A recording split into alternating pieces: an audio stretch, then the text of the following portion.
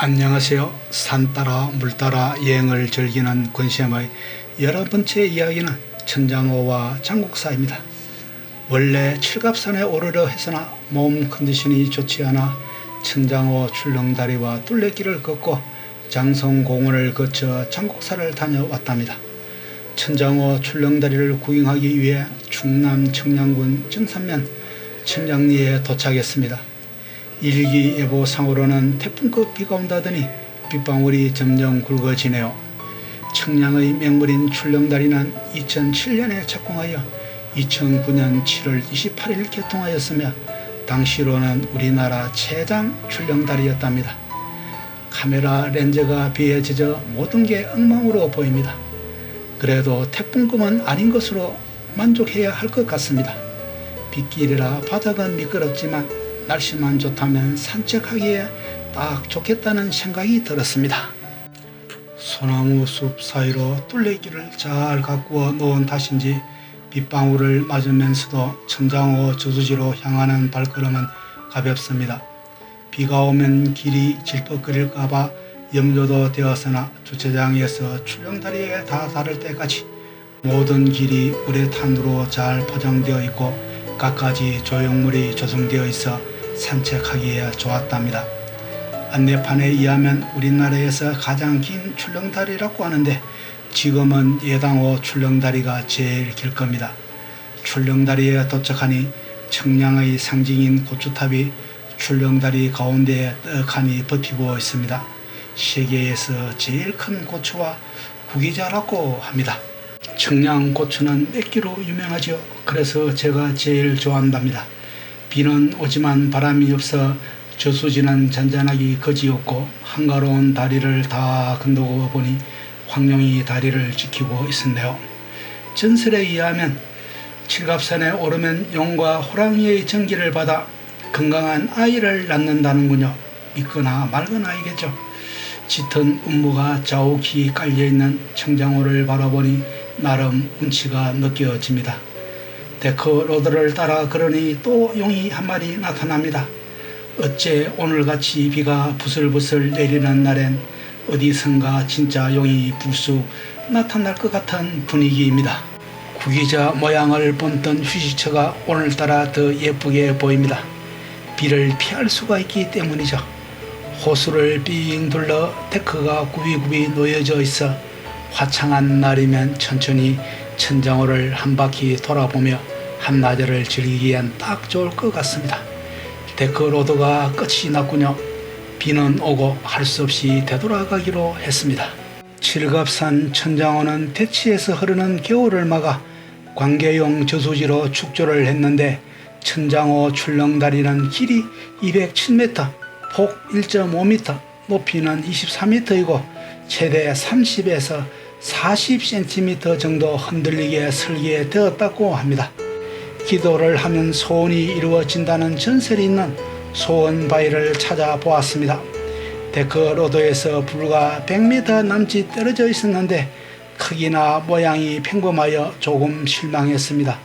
과연 효험이 있을까 했는데 그래도 소원을 비는 안악내가 있었습니다.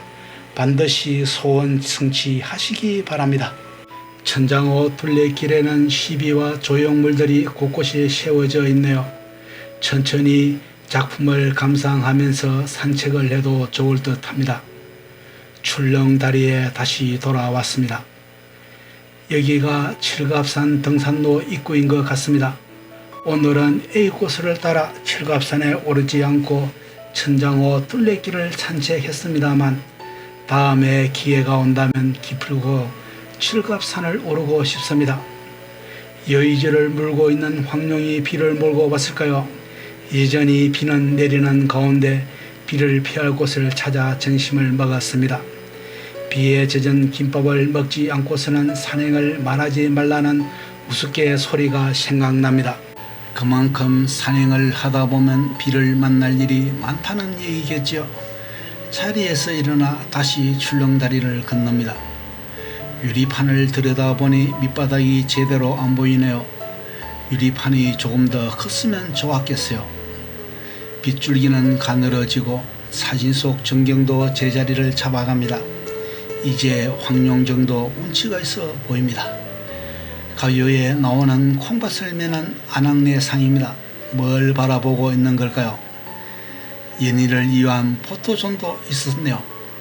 출렁다리 구경을 끝내고 버스로 장성공원으로 이동했습니다. 장성공원은 충청남도 청량군 대치면에 위치하고 있는데요. 1999년에 청량마을장성, 시대별장성, 창작장성, 애국장성 등 300여 개를 재현해 놓았답니다. 한국 최고의 장성문화 보존지역인 셈인데 근린공원으로 무료입니다. 예로부터 장성은 마을 어귀에 세웠는데 마을로 들어오는 잣길을 막아주고 이정표 역할을 했다고 합니다. 지금은 이곳을 찾는 이들의 무병장수와 행복을 기원하기 위해 제작되었다고 하네요. 칠갑산 맛집이라는데 이름이 맛집인지 정말 맛이 있는 집인지 궁금합니다만 확인할 시간이 없네요. 여기도 콩밭매는 안악내상이 있는데 천장호와 분위기가 영 딴판입니다. 관광지라 그런지 마을 전체가 단장이 잘 되어 있고 벚꽃 가로수도 조성이 잘 되어 있네요. 칠갑산 장곡사 일주문입니다. 장곡사라는 사찰이 멀지 않은 곳에 있다는 뜻이죠. 장곡사에 도착했습니다. 실록이 우거진 숲 사이로 고색 청량한 건물이 나타났습니다. 첫 인상은 사찰이라기보다 민속촌에 온 느낌입니다. 범종류 누각이 예사 사찰이 아님을 알려주는데 이 장곡사는 신라 후기 보조국사가 세운 천년 사찰이랍니다. 운항류도 사찰이 아닌 명성지 누각같이 멋있습니다. 하대웅전인데요. 보물제 181호입니다. 보물제 337호인 금동약사 열애자상을 모시고 있습니다. 설선당, 봉황각, 지장전 같은 여타 부속 건물이 많이 있네요.